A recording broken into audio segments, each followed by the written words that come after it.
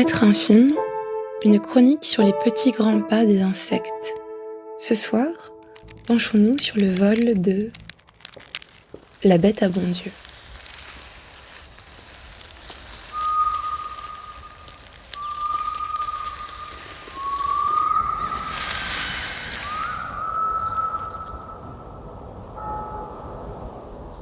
La vache du paradis, le cheval de la Vierge.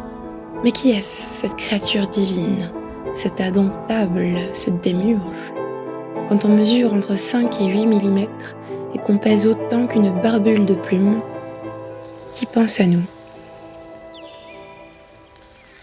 Anne Sylvestre, une pierre précieuse qui aurait quitté sa bague, posée sur sa branche, elle observe.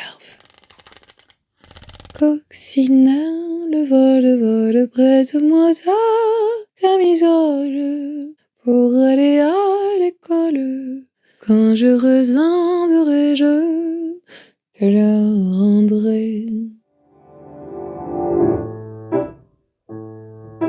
Cette fameuse camisole que priaient les écoliers de Savoie dans les formulettes du Moyen-Âge, c'est la carapace bombée, nommée élytre, protégeant les ailes et le corps frêle des coccinelles face à leur ennemi de toujours, les fourmis, qui ne cherchent qu'à protéger leur bétail, les colonies de pucerons dont raffolent les larves et les adultes coccinelles. Mais même les plus petits êtres savent se défendre. Quand la coccinelle se sent menacée, elle se pâme de sa plus belle vivacité de couleur, se fixe à plat sur son support, bombe le torse si bien que la fourmi, sans aucune prise, ne peut la choper. Elle peut même faire couler un peu de son propre sang, un liquide jaunâtre d'odeur pestilentielle, comme ultime geste de défense, au goût désagréable voire toxique pour ses prédateurs. Leur petit nom vient de leur couleur rouge, obtenue parfois à l'âge adulte, coccinus étant le mot latin pour écarlate. Mais des coccinelles, il y en a de toutes les couleurs et de tous les nombres de taches. Les points sur leur carapace, leur couleur vive et la direction de l'envol de ces petites bêtes inspirent des croyances au peuple de l'Est à l'Ouest, l'insecte s'étant développé un peu partout.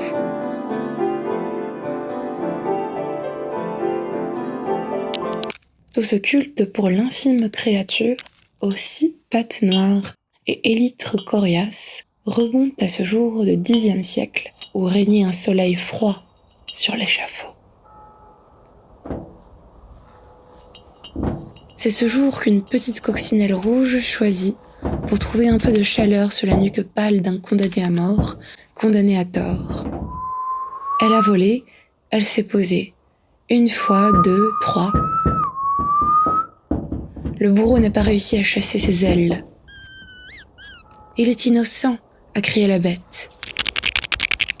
Et ce cri invisible, pensé, sa bouche mesurait 1 mm, et cette requête de grâce impérieuse furent entendues par tout le Moyen-Âge, des sorcières déjà brûlées aux foules vives en délire sur la place.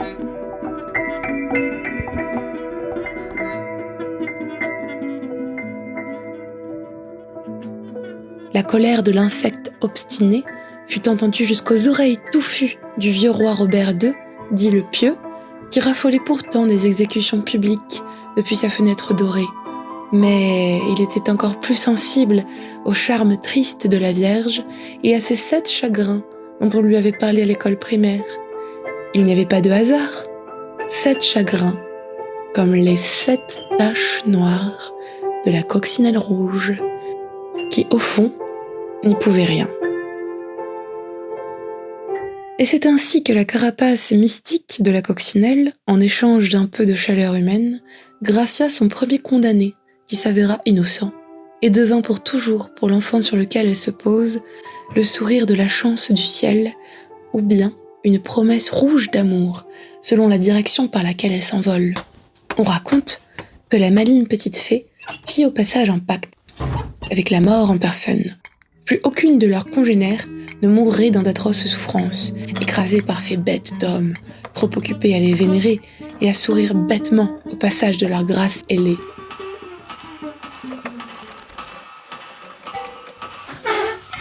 et quand passe furtivement le vol de plus ou moins 7 taches noires devant nous, frôlant notre nuque ou dans le vent, on sait que c'est le printemps. La mort peut les attendre 2 à 3 ans.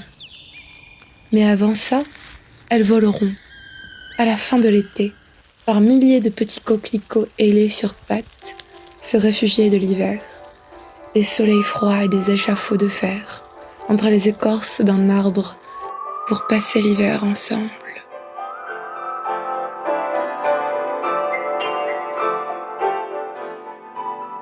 La fée coccinelle et les êtres infimes, un épisode et une chronique de Mathilde de Montbrison, avec la complicité affectueuse des coléoptères rêvés de mon jardin, de mes oreilles touffues, de ma coloc Alice au Pays des Merveilles, de la licence de bio, des trésors enfouis d'internet, et puis des cris désaccordés du vieux piano crapaud de Jean, mon grand-père.